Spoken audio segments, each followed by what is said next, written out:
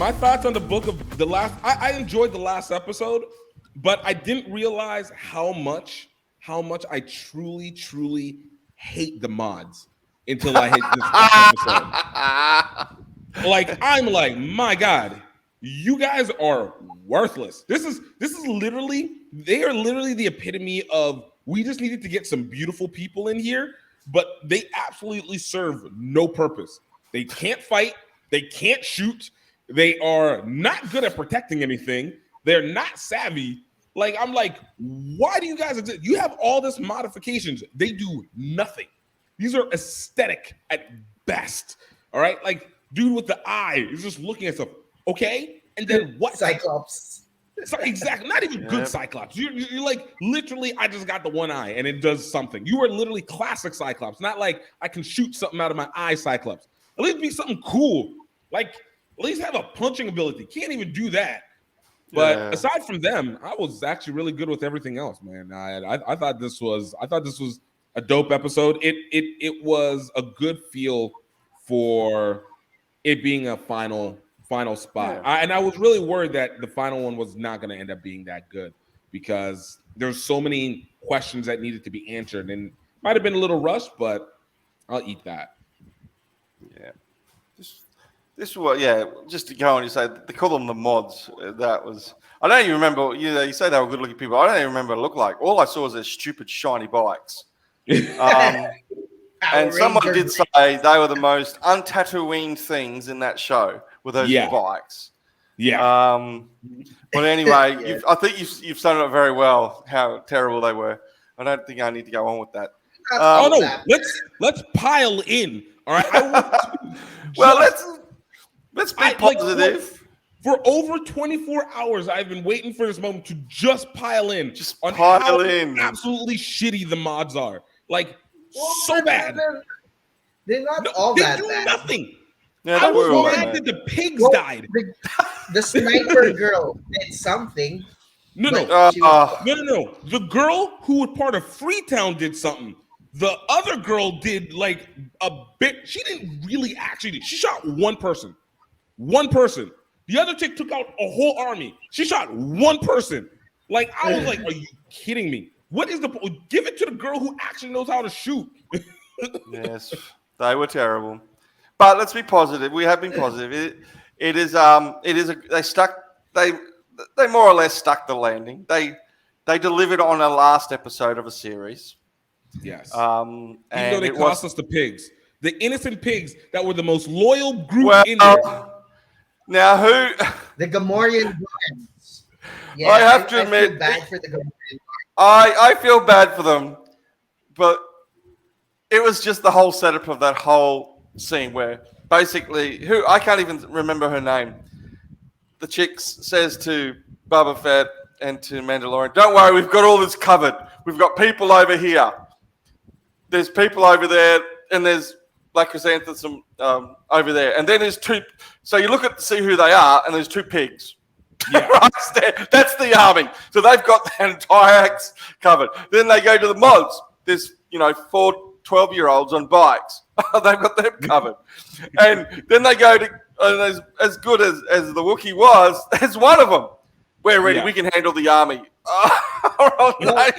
The two pigs got pushed over the cliff.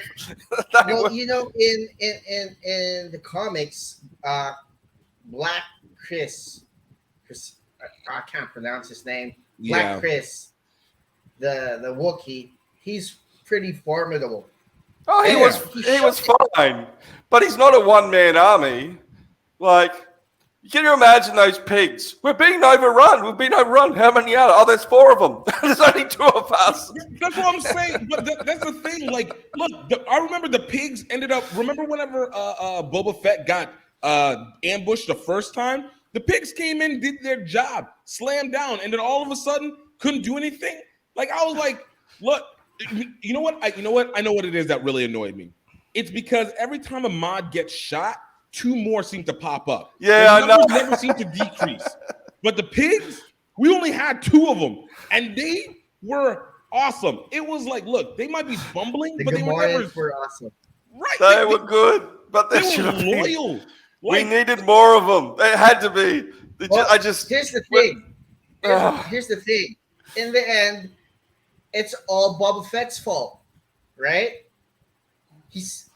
He trusted like the other warlords to stick to being neutral, and so they were spread too thinly. So it is annoying, but in the end, it is Boba's fault and Cad Bane's right that he's gone soft. But yeah, I mean, but that's the thing. Like you try. Yeah. I mean, look, at least that's what Fennec Shand is supposed to be for, you know. But yeah, like I don't even know if he goes off because at the same time, like, how could you actually? There was not really a way for him to truly be able to stop anything. Like if they come full force army at once, they would have been screwed, and we might have. I guess we could have lost all the mods, but we would have at least been able to. I was hoping that all die too. I will keep harping on that. I wanted them all to be gone. All of them to be gone. It would have been a great, sad ending, but it wouldn't have been sad. I'd have been like, it's life. That's what you get for faking your part. Cyclops was pretty cool. No, he wasn't. He sounded cool. They are the kings of making their royalty of sounding good and doing nothing. Doing nothing. They're the Kardashians of the Star Wars universe. They look good and they do nothing. Exactly. Be great but they are so not Tatooine. But hey, they're young. Maybe that's the thing. You know, they're being rebels in their own culture. I don't want to be like desert dusty. You know. Remember what did they call the Free Towners? They called them something. Dust. I don't know, dust rats or something. Yeah. And so they're like, they want to be sophisticated, rebellious, Coruscant-looking kids. They're hipsters. They are hipsters with machine. Exactly. They should have been exactly. They're leftover characters from the first two prequels, episodes 1 and 3. But getting back to the actual story itself, like at the first 5 to 10 minutes, when they're obviously trying to put it all together, they're saying like, here we are, we're going to be in this is where we're going to fight the battles, and we're going to put those pigs there, and we're going to put the Wookiee there. Like, that was all really like, are you kidding me? And, you know, as you alluded to before, the idea that, we can trust all the gangs. Oh, no, yeah. Like, I mean, once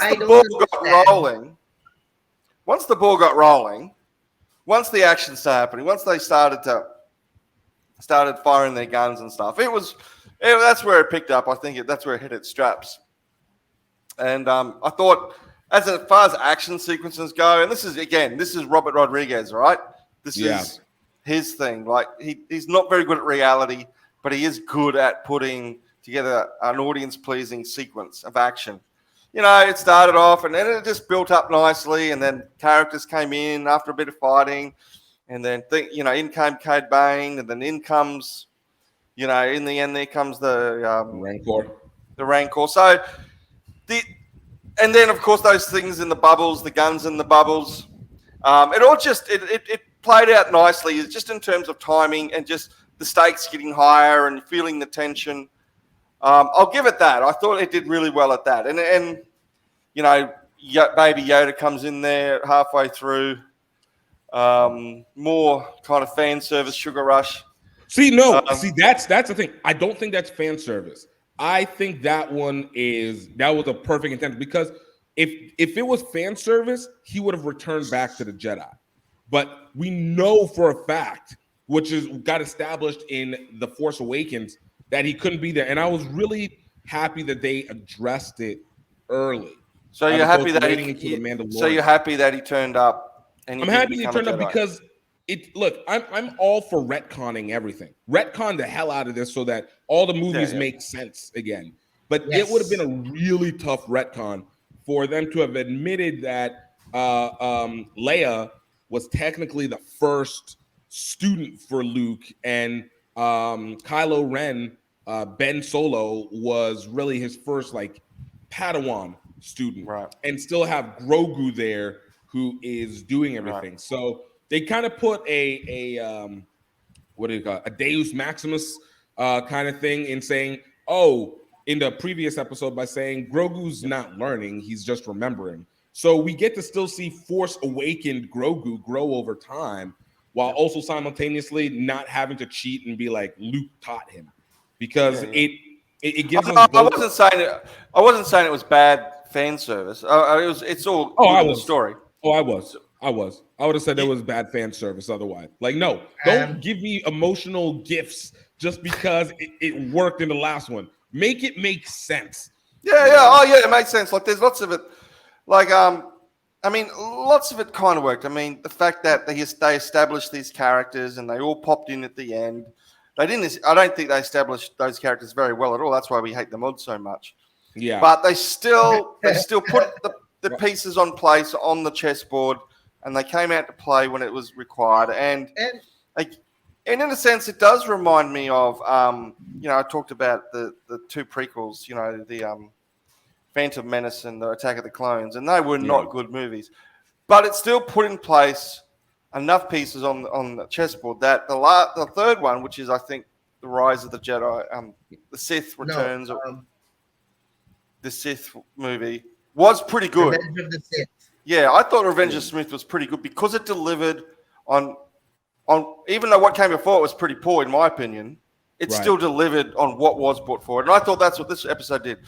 What came before it was scattergun approach, but this one at least it pulled it together and paid off and made it work.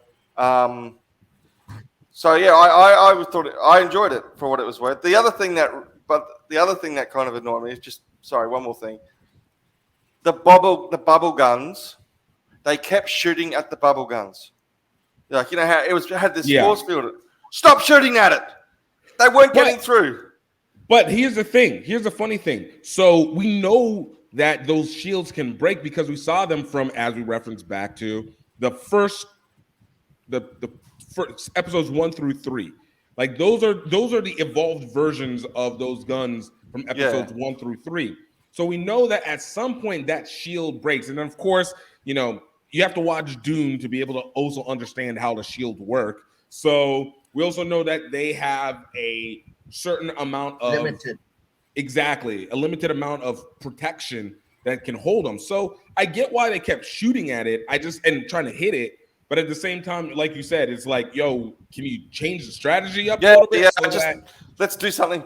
It also, at different points, the bubble gun just stopped. They were moving in, they were chasing them, they were shooting them. And then they would get behind a brick wall.